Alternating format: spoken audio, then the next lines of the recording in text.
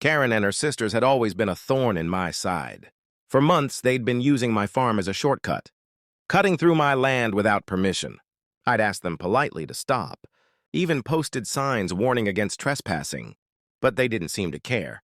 Karen, with her usual sense of entitlement, thought the rules didn't apply to her or her sisters. Enough was enough. One afternoon, I noticed their car parked near the edge of my property again.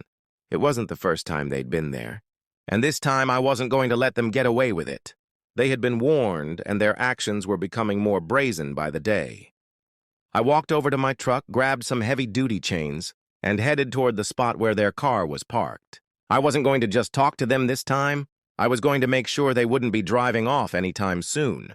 I found their car parked near the gate, ready to cross the line into my fields. As expected, Karen and her sisters appeared, laughing and chatting as they approached their vehicle, unaware of what was coming.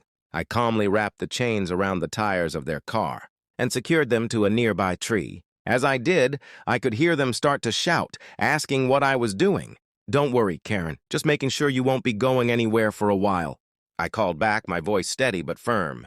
Karen's face turned red with frustration as she demanded that I let them go. But I wasn't backing down.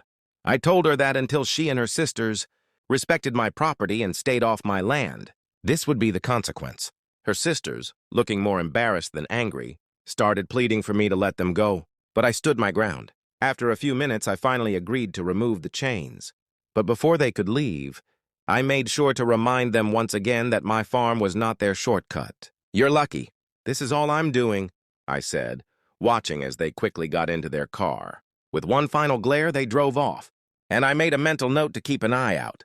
From that day on, Karen and her sisters never cut through my farm again.